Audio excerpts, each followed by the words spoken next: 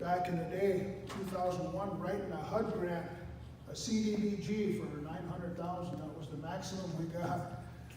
And we found tribal money back then. We had no oil, and it was about $6.5 million. And Scott Eagle became our project manager back then, and it seems like people forget that some of the projects that we completed, but that was because Newtown North Segment needed a gymnasium like that. Back then, you were the largest, the most population is here, and this is the hub of the commerce of the MHA nation is right here. So you need facilities like that. And then the the subdivision, the housing subdivision, what we built back there with the housing subdivision created later on the housing mortgage program. And that's another thing it seems like people forget that when we established that, we wanted to make it wherever the applicant, wherever you wanted to live. You wanted to live in Newtown, you wanted to live in another community, or you wanted to live off the reservation in Bismarck, or even out of state in Minnesota or California, we wanted you to have that. We wanted to make it affordable as well. We wanted to make policies that were affordable and not too high, where we wanted to really think about our families, because each and every one of us come from the 1934 base roll. And you know what that is. That's our enrollment comes from that base roll. So we all come from strong families. We come from powerful families that survived smallpox, and that was pre-Garrison Dam too. And so our campaign is on the 3 R's: reform, redistribute, and reinvest back in our people. Our campaign believes that we have runaway spending and that our people are not put first. You as an enrolled member are not considered first. Everybody running here will say they do it, the incumbent will say he doesn't, but we know different. We know, and I'll give you a little example, and this happened, I believe it was in Twin Buttes. A member of the audience said that she had to go to Rochester, and she waited till 11 p.m. at night to get on for medical assistance. She got $250. The next agenda item was a sponsorship for a rodeo contestant, $75,000. So people will tell you, no, it don't happen that way. Well, this is a testimony from a tribal member. And people can say that she's lying or whatever they want to say, but that's her testimony. That's her right to say what happened to her and her family. In order to fix this runaway train, and as Dennis had mentioned, I've been there, did that, done that, and I did the best that I could. And each time I tried to fix this Constitution, and we were successful in 2012, and I want to point that out, because some people will twist your words and say, well, you had your chance, you didn't do anything. We amended the Constitution. My brother Tex Hall, my Aunt Donna Crowsfly High Morgan, Ramona Two Shields were on the Constitution Committee. And there's a picture in the MHA Times. They're all just so happy that it passed as a referendum for a successful BIA secretarial election in 2012. That approved, there was 3 amendments. That approved referendum, it approved recall of an elected official, and it approved additional rep. 2 councilmen for every segment, and if a segment reached 700, it created a 3rd. So actually Newtown would have had 3 council members because you have the largest segment. Shortly after that, the tribal council passed a resolution to go back to the original just 7 members with no recall, no additional representation, and no referendum. That's truly by the people. So that is the fact of the matter. So I have a new strategy on how to, and I won't give all of it out, because there are some people that I believe that want to sabotage our efforts to amend the Constitution. Why do they want to sabotage? Because they like the Kool-Aid that they're drinking. And the Kool-Aid is runaway spending of your money. It's not their money, it's your money. In revenues, when I left office in 2014, we had 500 million. And that was, that's pretty good. We've never had revenue like that before. It's unbelievable. Now it's about 320. It shrunk. And the runaway spending is like this. In my view, because I've been a tribal chairman for 12 years, and some of them haven't been a chairman, and some of them are just finishing 4 years. They don't have that kind of experience. But you have to put a bottom line budget, and I'm just going to say, for round numbers, it's 100 million. That's about 80 million for operating all the programs, and about 20 million for the council, so that would be about 3 million. Not 30 million each, but 3 million each. And that would be it. And then we would create, under my platform, we would create 4 trust funds. So we would take 200 million away from the council and redistribute it and reinvest it back into the people. How would we do that? We'd create 4 trust funds. The People's Fund, we already know. When I left office, it was 200 million. And so in our campaign, there's something for every enrolled member, even those that are 0 to 6 months, 6 months to 1 year, and those that are up to 100 years of age. If you're an enrolled member, that's your fund. We'd create a tribal trust fund, a medical fund, so you don't have to sit there at 11 o'clock at night. It would have a separate board of directors that would seek immediate assistance. And a tribal member in one of our other communities said, well, I want to get capped at $500. And we have a serious medical condition. Would you do the same thing, Tex? And I said, no, it should be based on need, because if you have to be at Rochester for weeks and days on end, $500, especially if you have a family. A grandmother that's raising 5 or 6 grandchildren by herself cannot stay 2 weeks in Rochester and $500. And then the other fund would be, the 4th fund would be an educational trust fund. And when I sit on the Native American Rights Fund board in Boulder, Colorado, John Echohawk is the executive director, and Porch Creek, Alabama is one of the member tribes. That's the vice chair of NARF. His name is Robbie McGee, and so Robbie hosted us last year, toured their reservation. They're the only casino and only federally recognized tribe in Alabama. Have a beautiful facility, nice school, and looked like, there were some well-educated, tribal members. So I said, Vice Chairman McGee, how much scholarship do you provide for each enrolled member? And he said, without hesitation, $100,000 for every enrolled member. And then immediately I said, wow, why can't we do that? Yeah. And then my next thought was, we can do that. If we just take back the money from the tribal council, we could do that. Yeah. So that would be the trust fund. And so if there's 330, right? 330 million. 100 million goes to the operation of the council. 200 million goes to these trust funds. 25% each is 50 million each year.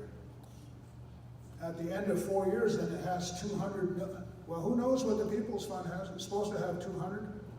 If it does, you would add that 200, it'd be 400, if it does. But the others would have 200 million. And how do you stop that? From somebody raiding the treasure chest, those 4 trust funds, from a future chairman and a future council? It's you. It's a referendum. Shakopee, let me give you an example of that. They received approximately $1 million in the per cap.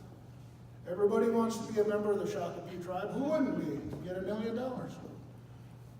The tribal council wanted to, this is like 12 years ago, tribal council wanted to reduce the $1 million per cap. People got all upset. They immediately formed amongst themselves a majority of the membership, about 750.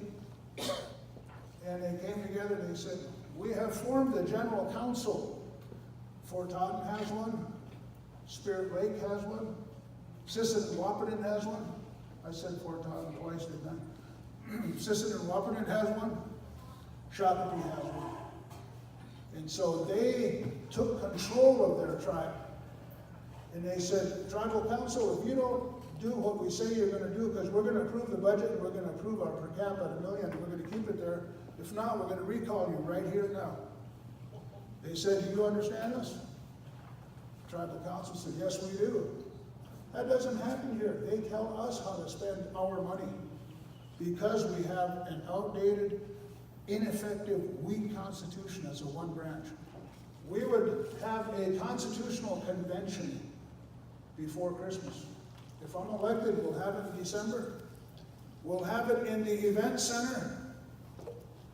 If George Thorogood could have a concert and have priority over our event center, so can you. You, the people, would have priority over George and his battle of the bowman. So, right? And, you know, with all this technology, we were just bragging about how the young people know technology. And so we would have a PowerPoint, and then we would have microphones set up, and then since we've been through this before, I probably spent 3 or 4 years working on constitutional revisions.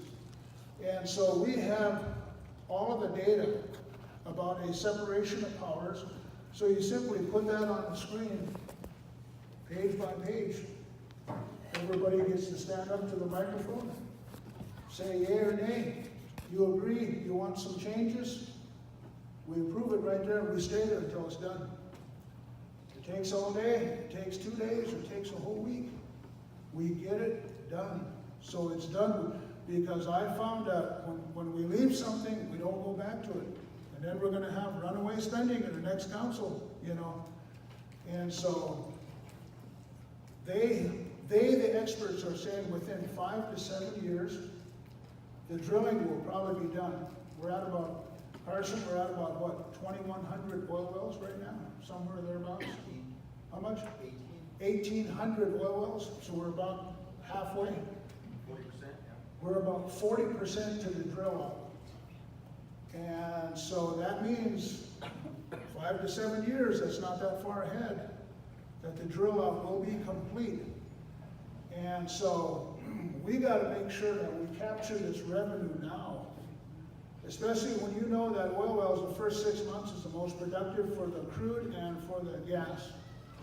So we need to have this constitutional convention, approve it and fix it. So what we're going to do on our website is, well, you'll see the brochure on there with all these categories, but we're going to ask you to sign up. We want your help.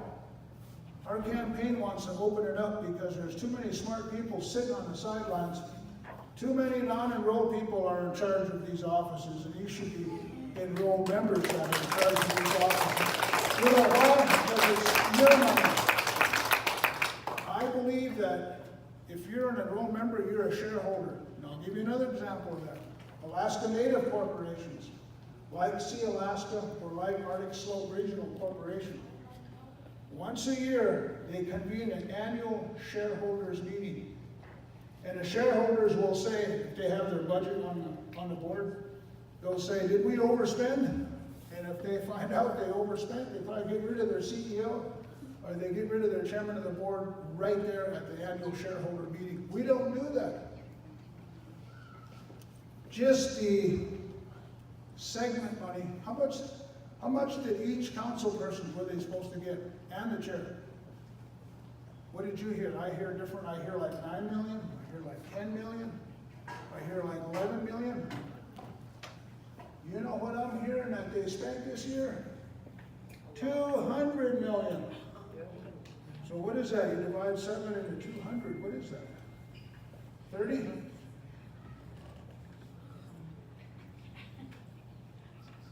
If we're elected, you will see a printout. I guarantee it. You'll get a printout.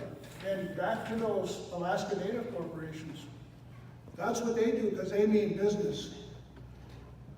If the officers of the corporation are overspending, and if I had 4 trust funds right here, if I had the People's Fund, By overspending, they're taking from each of these funds.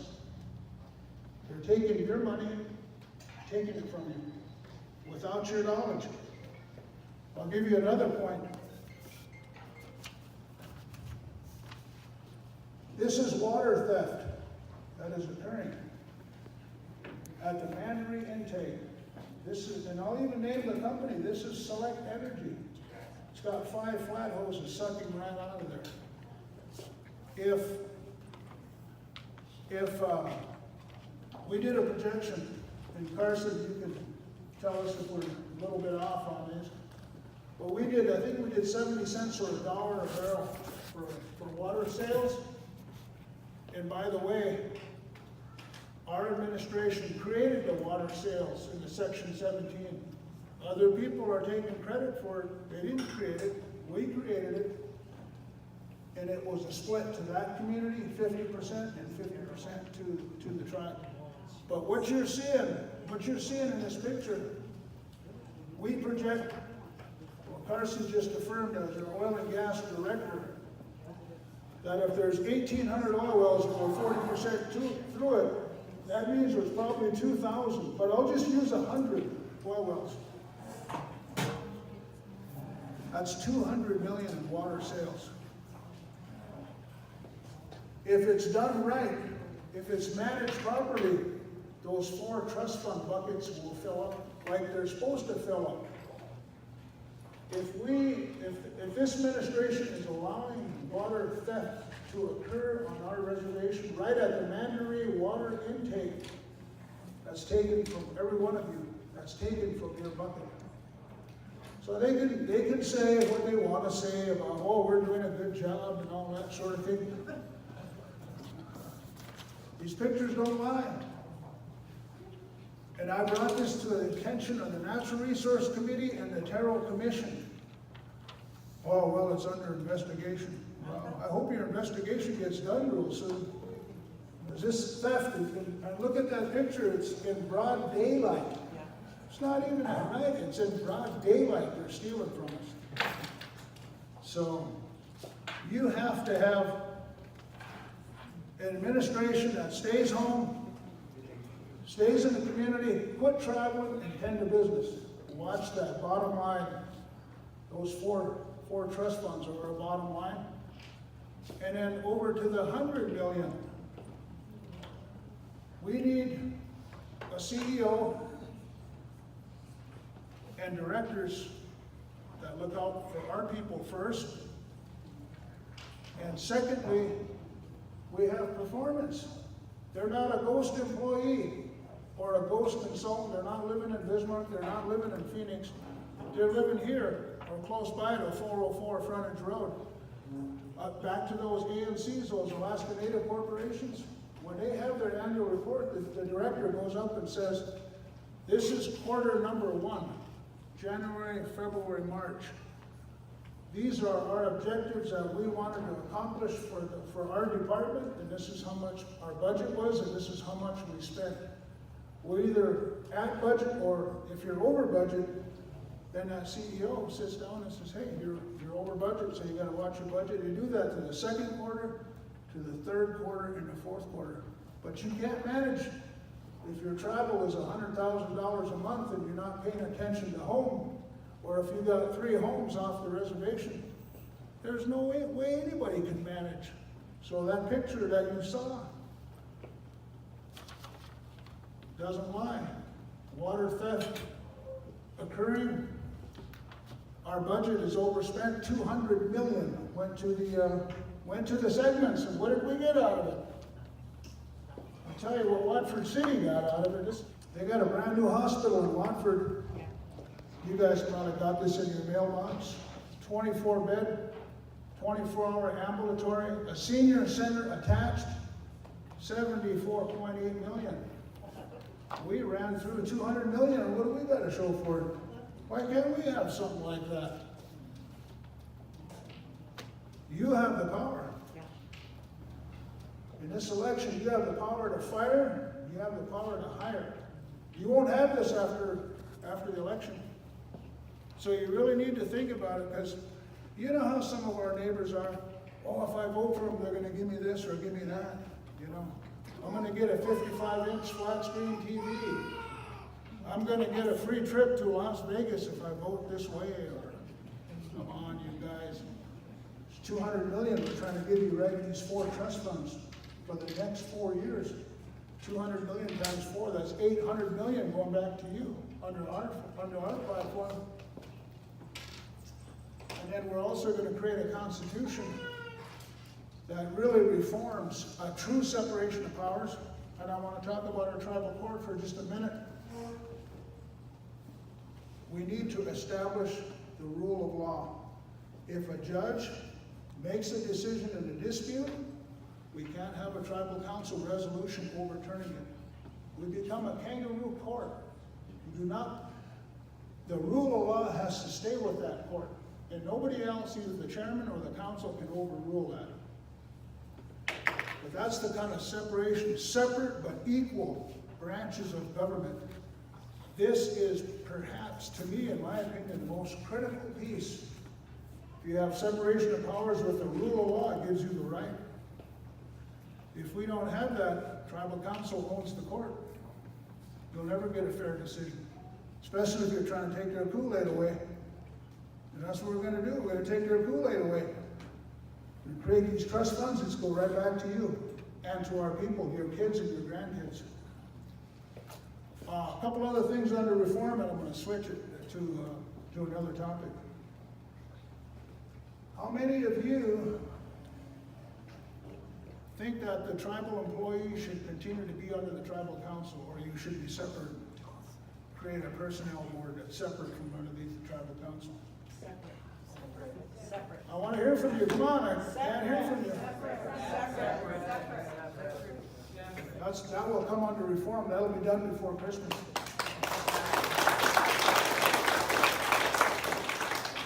Next question. How many of you want housing to come out from underneath the tribal council and have an independent housing? That's what we're going to do before Christmas. It's going to get done. You got to stay with me, though. We get elected, you got to stay with me. You're the boss. You're the voice. Shakopee said that's enough, tribal council. This is the way it's going to be. Arctic Slope Regional Corporation, Sea Alaska, Seminole Inc., Southern Ute, that's what they did. They took control. You're in control. So all of this reform has to occur. And, you know, this theft and things like that. What do we have for a trespass policy? Landowners, you're really concerned about, you tell me you're concerned about people trespassing on your land? Well, we better increase that trespass policy. So oil company, people like Select Energy don't just say, okay, we're going to run a flat hose and we're going to piggyback on your right-of-way. Everybody knows what piggyback means, right? That means if RTC or Montreal Williams or McKinsey Electric has the right-of-way across your land, and then an oil company uses that, they piggyback on that right-of-way. That's wrong. They got to pay you for that. Somebody in our tribal government has given them that right to do that right to piggyback and that right to trespass and not pay you. I guarantee you that is what's happening. If we had oil company executives right here, like this Select Energy, we had that Select Energy CEO sitting right here, and we all asked him, who authorized you? And we aren't relevant, he'll tell us who did it. Somebody in a tribal government authorized him. We'll find out before Christmas time. And we need to increase retroactive if they're doing that. That's fine. We can't wait for the BIA to issue a trespass. All that flare, Fort Berthold has the highest flaring, 33% in the state of North Dakota. And that's what's in cigarettes that causes cancer. Why doesn't our tribal council have a resolution today stopping flaring? Capturing that gas? Well, they're all going to talk about it now in the campaign. Oh, we're going to stop the flaring. Baloney, you didn't do nothing for 4 years. This is the kind of harm it's doing to our people. We all know that benzene is no good. It's unhealthy. People are going to get sick from this. Nowhere else is flaring more prevalent than Fort Berthold. Why is that? Where's our trustee, too? We can't let off the BLM or the BIA. Where's our trustee?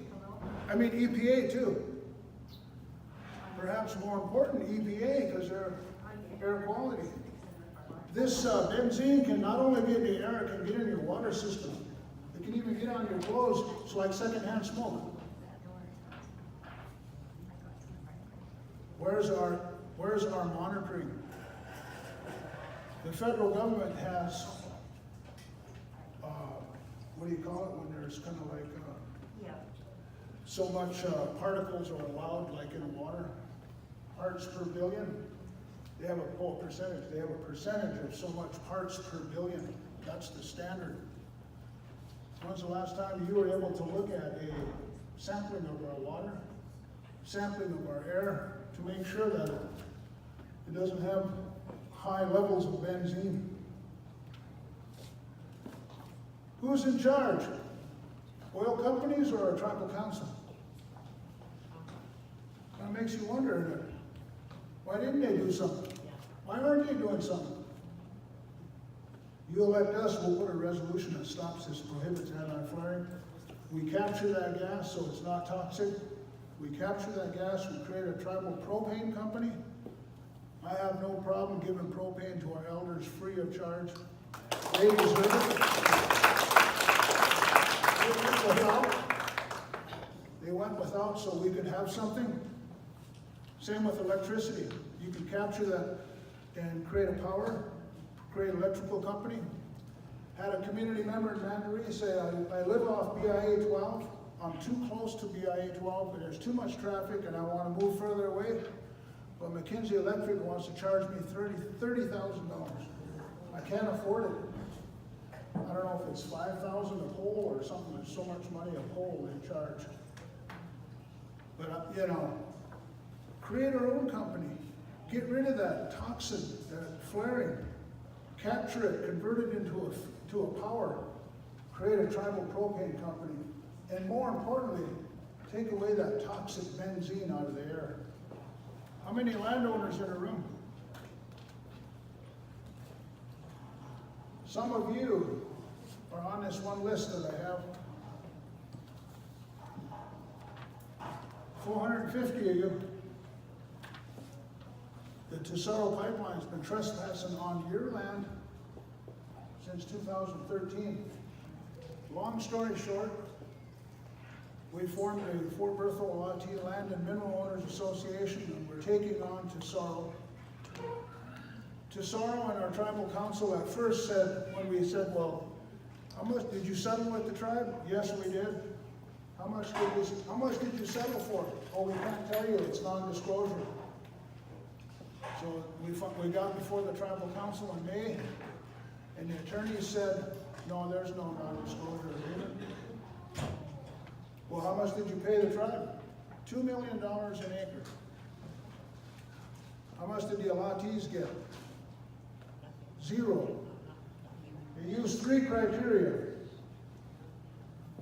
90 acres south of BIA 14 crosses the Little Missouri and South Mandaree. Pipeline goes from Johnson Corners to the Mandan Refinery. First criteria, tribal acres is 26, allottees are 64 on that 90-acre pipeline.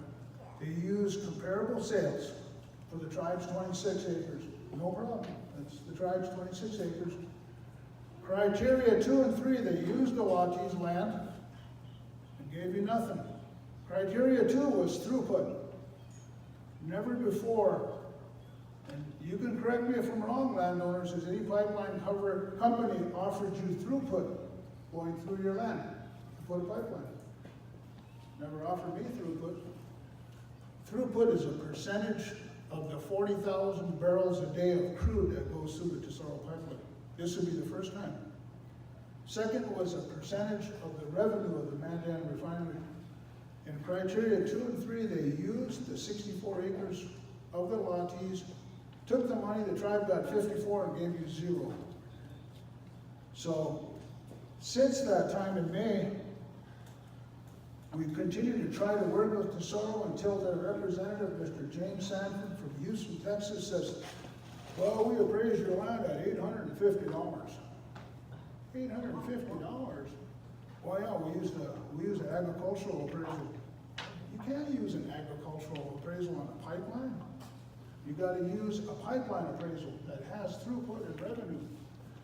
And so he said, well, take it or leave it, or I'm going to condemn your land. He said, if you talk like that, you're not welcome here. How would you like it if we owned a pipeline, put it through your land in Houston, and said, take it or leave it at $850, or we'll condemn your land? But you know, where was our tribal council? Constitution says they're supposed to look out for us. Supposed to represent us. BIA says it's fair market value. They've got to give you the highest fiduciary, the best value. It's in the CFR. Where were they? And then the pipeline company is saying, take it or leave it, $850, or we're going to condemn your land. We had nobody standing up for us. So we finally presented the facts to the Natural Resource Committee, and it passed on September 4, 2001, to rehire the tribe's appraisal company out of Denver and get the same treatment of $2 million an acre. What's wrong with somebody from one of our communities getting $2 million an acre? What's wrong with that? Tesoro's paying it to the tribe. Why can't grandma, or why can't uncle, or why can't auntie, or why can't your neighbor get the same thing? It's more than fair. And then we went to the Tesoro Commission on Tuesday.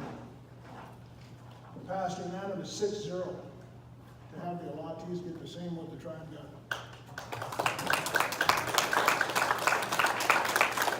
We said, this is really an exercise of fairness and sovereignty, and you as a Tesoro Commission, we're asking you to look out for fairness.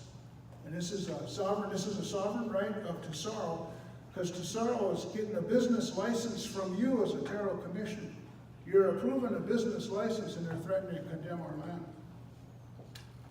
So, we made some great progress, and I want to recognize former Chairman Wilbur Wilkinson for being there with us, and our Treasurer Pete Hale is back there for helping us.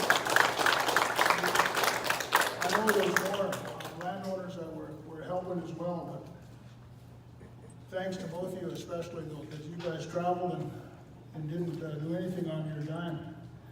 And this is Slauson. This is Van Hook. This is violation of the tribe's half-a-mile setback. See all those red? Those are all their wells, potentially contaminating our water. Why isn't this administration telling Slauson, you're in violation? And where's our trustee? Where's the Army Corps? Where's BLM? You guys know it's right over here. Great big super pads, well within 500 feet, not a half mile. What are we doing about it? Can't be traveling $100,000 a month, owning 3 homes or your business somewhere else. Got to live here. Got to pay attention to the business. We got to know who's in charge. Are they in charge? Or is our tribal council in charge? It's the kind of leadership we need. Once you contaminate water, you know, it'll be a tough road to turn that around. I want to say one more thing about oil and gas, and that's, I want to ask your opinion on it. What do you think about saltwater disposals? I know they're thinking about one in Mandaree. Personally, I'm not for it. Because what keeps getting injected over and over, if we're at 1,800 oil wells and we have saltwater injection, we have saltwater injection on fee land within the reservation. You know that, right? How many is there, Carson? How many saltwater disposals within FDIR? within 1 mile of FDIR, 27. Holy man. Holy man. That's what I'm talking about. Where's our trustee? Where's our tribal council? You should have an opportunity to say, speak your mind if that you feel that's okay or not okay. Personally, I'm not for it. It's too much injection going into the ground. What goes down eventually is going to come up and it's going to affect our water supply. It's the only water we got, you know. People criticize me, you know, oh, Texas is an oil and gas guy. Yeah, but I'm an oil and gas guy, but it's responsible development. Mandaree's got a well called Red Murphy Well east on BIA 12. That's proposed. Community members in Mandaree are upset about it because the comment period comes to EPA. So EPA puts out a notice and they say, Red Murphy is the well. And what do, Carson? 30 days, 60 days, 90 days? 30 days. 30-day comment period. So many community members didn't know where that was advertised. Yeah. So it went beyond 30 days. And I heard that lady at the Tribes Oil and Gas Conference when she was confronted by community members. Well, that comment period is over. It's, you know, we put it out in a newspaper. What newspaper? I don't know, but it's over. You know, that was the response. You know, I mean, it's just ludicrous. It's crazy. So if somebody, a non-Indian owns feline in Mandaree, has more right than all of the community members. And that's where most of our trust land is in Mandaree. Red Murphy, if it continues to go unchecked, will have a saltwater disposal.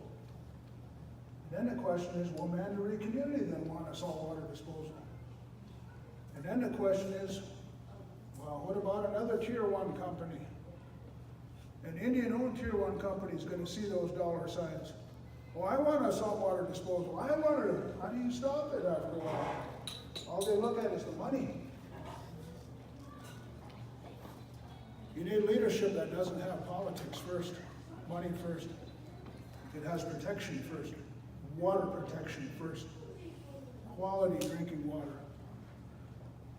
You need a leadership that stands up to the EPA in Denver.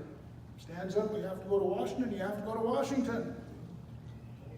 Can't be traveling around the country, $100,000 a month, 3 homes off the reservation, not paying attention to the business at hand, and letting Red Murphy, which is owned by a good stream,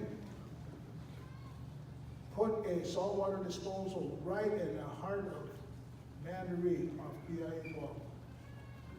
I wouldn't allow it under my watch. I don't care how much approval the EPA gives them. If you're really a sovereign nation, you have to act like it. You have to develop policy and say, not on our watch. And furthermore, they should never get a Tesoro license. Just like Tesoro trespassing on your land, should never get a Tesoro license, or a Tesoro license. It's really an enjoyment to interact and to discuss these very important issues that affect each and every one of us. Dealing with jobs, dealing with our revenues, dealing with our employment, dealing with our health, and dealing with what concerns you as a Newtown North Segment community member. So let's do that. Let's open it up for Q&A. Anybody have any questions or comments?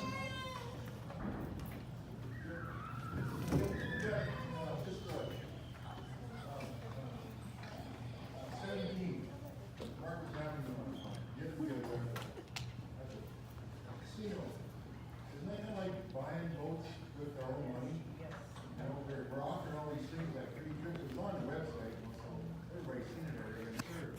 That bothers me a lot because it's not fair to you as somebody who's running who has a lot of good ideas. It's unfair to the next person who's running.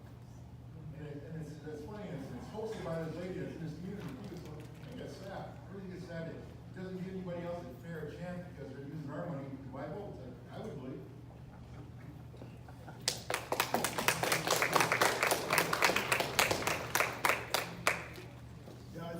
No, you're right, Pete. I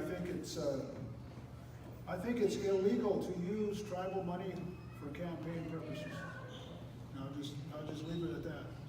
But perhaps that's something that needs to be addressed in this reform before Christmas, like I was talking about. That's why I need your help, because there's many issues in reform that we need to fix. I mean, I wonder how many checks are going out right now between now and November 6th, you know? We're probably like the US Mint. I think we could mint money and just print checks. We're gonna run out of ink and run out of paper pretty soon. The amount of checks that are going through our system, you know? And remember, you guys are shareholders. Every time they do that, they're taking from you and from the kids and the grandkids. They're taking your money when they do that. Is that just for our segment? Or is it open, I mean, it's our money? Are we able to go to that? I had a printout somewhere, I don't know if it's, I think it was like a joint collaboration between, Monica and Mark, I think it's what it was. I see, you know, I don't know if anybody has that, but that's what I saw, but remember I told you that what the ANCs do, hey, this is your budget, you know, and that's what you get, and the rest goes over here. We let that happen because we have a broken system, we gotta change that. With your help, we will.